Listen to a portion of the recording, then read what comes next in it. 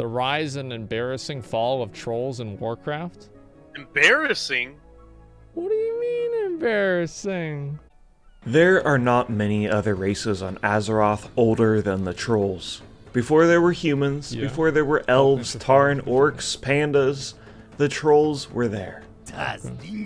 In this video, we'll talk about the rise of the most powerful empires Azeroth had ever seen, and how they became the struggling kingdoms that were easily overthrown by the other races on Azeroth. Oh,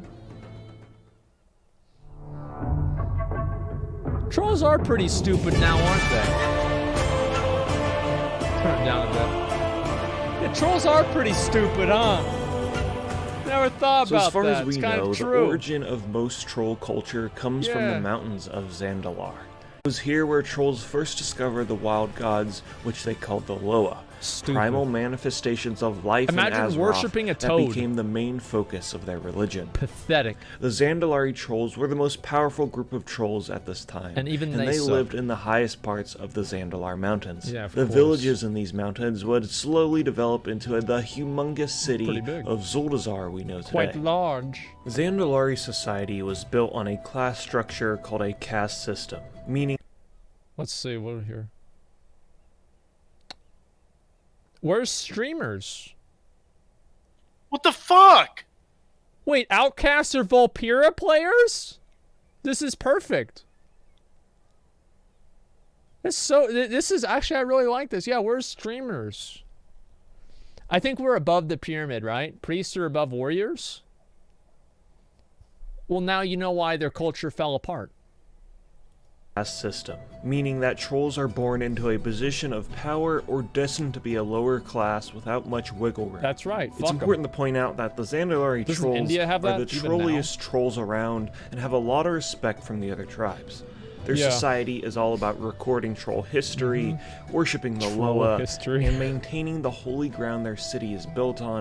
What is troll history? Like, oh yeah, remember whenever we made a stick? Oh, those were the days, man. Remember we made a stick and worshipped a toad? Oh boy. Trolls are so fucking dumb, man. And progressing their society.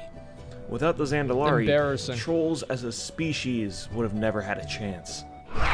So it's their fault. And over time, other tribes started to form under the shadows of the Zandalari. Tribes like the jungle trolls of the Gurabashi. Stupid assholes. The forest trolls of the Amani. Stupid assholes. And the frost trolls of the Chikari. The Zandalari remained relatively peaceful with these tribes, as it was their mission to develop all of trollkind, not just themselves. Besides, they had a near infinite amount of land to share, so there was plenty to go around. Now, there was some infighting between tribes to show strength, but the problem was any conflict trolls got into with each other would only leave to heavy casualties on both sides. And besides, the trolls would need to learn to work together and fast, because there would be a very rude awakening in the future. Uh-oh. Uh-oh, what could happen? Bugs. So the trolls had almost limitless resources and land to explore, but there was one place that was forbidden. Bugs? At the base of the Zandalar Mountains, there is a mound of solid black stones. The dark power of these stones were left untouched for thousands of years until an Yo, is this shit actually in the game? Is this actually in the game, or do you Photoshop this? It's Shungite! I was trying to ignore it. I saw it in chat. It's Shungite, dude! Doc was right! Wait, the 5G coming out of the Shungite is what roused the bugs out of the ground. And that's what... Oh my god. We gotta get Doc back on this website. This is not good, boys. Casted shaman by the name of Zando succumbed to the whispers of a mysterious blade that told the troll whatever was under those rocks was an undiscovered powerful Loa. I bet it's a bug. No! To awaken whatever power was deep within the earth, he performed multiple living sacrifices with the blade to appease this unknown power. And I don't think anything positive has ever happened from performing live sacrifices, so unsurprisingly, it was not a Loa trapped beneath the earth. Oh! That's a big boy. It was the old god Cathraxi general named Kithix. Well, that was a mistake, huh? Shouldn't have opened up the rock.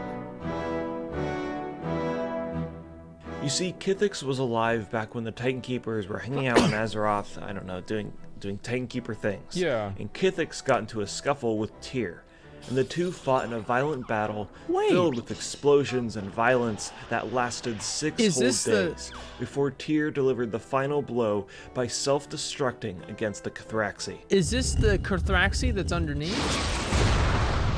Oh, I see. Wow. The place where this explosion happened was called Tyr's Fall, which in Vicryl tongue translates to Tyr's Fall. Holy shit. But anyways, despite Tyr's noble sacrifice, Kithix survived, but was gravely wounded. He retreated to the Zandalari Mountains where he collapsed in exhaustion. The Loa sensed this evil presence and buried him so he could never be awakened again. I'm sure they could have just told the trolls, hey, there's a giant goddamn bug monster the size of a skyscraper in the ground, don't dig it up. But they didn't. They decided to stay vague about it, and now the trolls have a huge problem on their hands. Thus began the Aekir and Troll War. Wait, so wait a minute. They dug him up again? Oh my god. But why? Why would you do that? Oh, I told you they're stupid, man. I told you they're fucking stupid, but why? Yeah. A war where the trolls had to use their combined might to fight against Kithix and the Aekir, a bug-like race formed from the organic matter of the old gods. The trolls realized they needed to do something quick, or their society would surely collapse under the old gods' might. The most powerful troll empires set aside their differences and made the most powerful partnership Azeroth has and probably will ever see. And that's the Empire of Zul. Oh my god. The Zandalari, Gurubashi, Amani, and Drakari tribes united under one banner to kick some major bug ass. Oh shit. Dude, off his face, man. Fucking love this movie, man. Fuck yes, dude.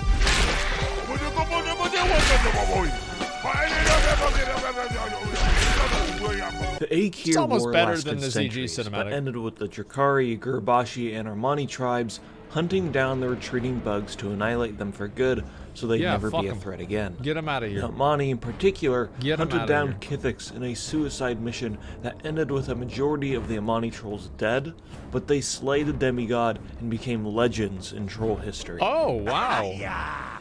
So he's a dead ass. Okay. Because the troll tribes were now so far away from each other, they became more insular and established their own unique cultures and history. How about that, but dude? the Zandalari Mountains remained a place of lightning? The Thunder King. Oh no. Oh no. Big Dick Li Shin? Oh, Zul'Thara. There he is, dude. Of the Zandalari. I have a proposition for you. Li Shen, leader of the Mogu, reached out. Dude, Li Shen in like the lore has like probably one of the biggest dicks in the entire game. Like they even said, I think like the developers said like on record that if Li Shen went up against Arthas, he'd fucking beat him. Like that's how much of a badass this dude is. Like they had to, like well, you'll see what happened. Out to form an alliance with the Zandalari. Yeah, he's a fucking the two races were the most powerful forces on Azeroth at this time, and a war between them would be mutually assured destruction. So their partnership was more one of complacency. The Mogu promised a large section of Pandaria in exchange for their aid, and the Zandalari were suffering after heavy losses during the Aekir War, so they partnered up with the Li Shen and the Mogu. Li Shen was a good partner to have because he was kind of a badass. I mean, the dude literally pulled the heart out of the Titan Keeper Ra and absorbed his power and fought the wild god Zul'in in a battle that lasted 30 days. So he's definitely a guy that you want on your team. The Zandalari would accompany Li Shen in his next conquest for power in Oldham. The plan was to take control over the Forge of Origination. The Forge was an immensely powerful Titan Forge device that had the ability to eradicate all life on Azeroth if it became too corrupt. Oh shit. Lei Shen with his Mogu armies and Zolthera, the High Priest of the Zandalari with their troll armies, marched side by side to seize control of the Forge. Open up the forge. Stop having it be closed. Lei Shen said. The race called the Tol'vir were created to protect the Forge of Origination and ignored Lei Shen's orders. They quickly realized, though, that they didn't stand a chance against the two armies, so they decided to edit some code in the Forge of Origination and not nuke all of Azeroth, just Uldum. So they changed the password, basically. I'll be right back. I take a piss. What a fucked up day!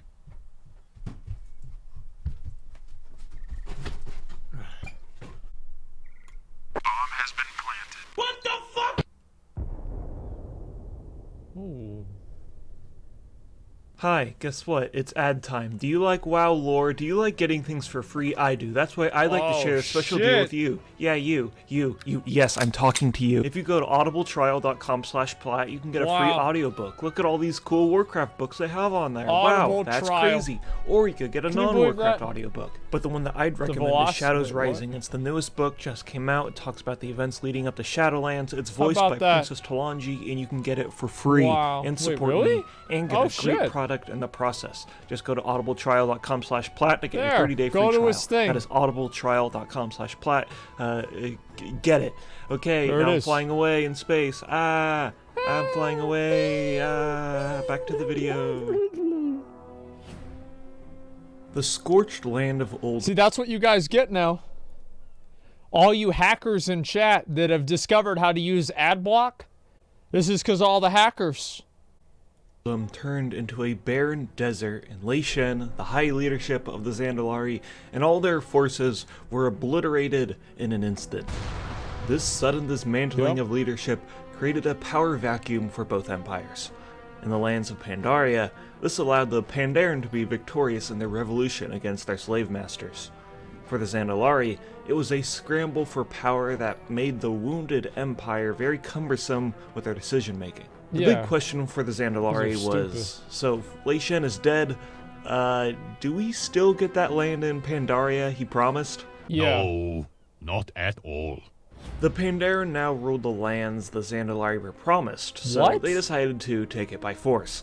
The Zandalari troll wars had begun when the trolls descended upon Pandaria and easily took over the lands of Kunlai and pushed into the Jade Forest. Victory was in reach until some random Pandaren named Zhang created the Order of the Cloud Serpents and destroyed the Zandalari armies, forcing the trolls to retreat back to their home. So we were literally this close. We were this close. Wait. Man, now I hate trolls even more. Because the trolls are the reason why we have fucking Mists of Pandaria. We would have never even had Mists of Pandaria if it wasn't for the trolls. Because they fucked up, dude. We wouldn't have had some of the best class loadouts in fantasy in the whole history. Don't you be saying loadout. Be saying loadout. This is a fuck. Loadout. Look. Remember that? Loadout. Imagine this, right? Instead of Mists of Pandaria, Warlords of Draenor. But with the content and gameplay of Mists of Pandaria. Oh my god. I'm literally getting hard just thinking about it. Ew, dude. You wanna see? Just give me a minute. No! And lick their wounds. Okay, so 2 defeats in a row for the Zandalari.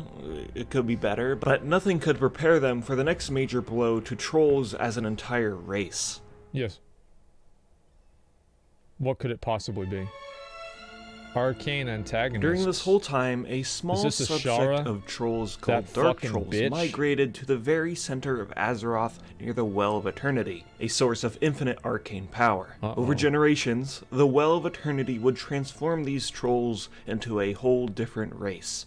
They developed glowing silver eyes, they lost their tusks, they stood up straight, they had 10 fingers, 10 toes, and these were not trolls anymore.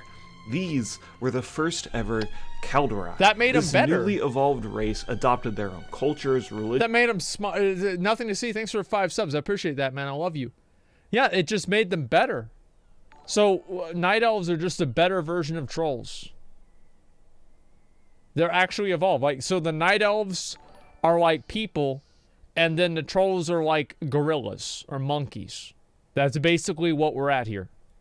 And harness the powers of the infinite amount of magic their society was built on. The sheer strength of the Caldari grew exponentially.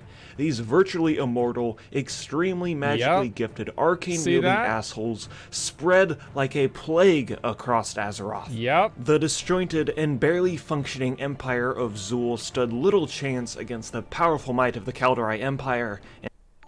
Wait a minute. McConnell, can I send you a message? I've got to say something to you. Okay. Oh shit. Yeah, you can't say it. Yeah, don't say that one. Oh my don't god. Say that one. I was just thinking about that. What the fuck? That's fucking true. And their leader, Queen Ajara. Oh my god. The fact of the matter was, the elves could squash the trolls in an instant if they wanted to. So Queen Ajara told the trolls that if they stopped all forms of expansion of their empires, she'd let them live as a subservient to the Caldari Empire's rule. Imagine being a troll at this time. You are a race favored by the gods you worship. A race— They're not gods. They're just birds. Like, they're just birds, man. Like, that has a history of being the strongest empire in existence, filled with bird and a conquest, cat. rich cultural history, and immense pride. Yep. Then, all of a sudden, a race who were once trolls, perverted by the power of arcane magic, have the ability to easily topple your empire and absolutely humiliate you into being a complacent empire forced under the Caldari rule or face total annihilation. This event filled the trolls with great resentment, a resentment that can still be felt to this day. One phrase continues to echo through every troll's mind. Man, fuck elves. All my tribe hates elves. And what's even worse is these dumbass elves started a war that introduced demons onto Azeroth, and the war ended with the whole world exploding. Oh my god, well, that's how it happened. Almost every single troll tribe was completely disconnected from each other. Thankfully, the Holy Land of the Zandalari had a trick up their sleeve. It's called plot armor, and during the Sundering of the World, they had a magical shield that protected Zuldazar. But still, the heart of troll culture was now an island totally separated from every other tribe. Join me in the next video where we go— That's basically what that's troll history right there. It's relegated to one zone on a random continent that nobody cares about. That's considered one of the worst ones. Elves are responsible for everything. Yeah, elves over every single tribe and discover their fate after this devastating moment in Azeroth's history. And, spoilers, almost every single tribe dies in a horrible, horrible, slow, painful death. Shit.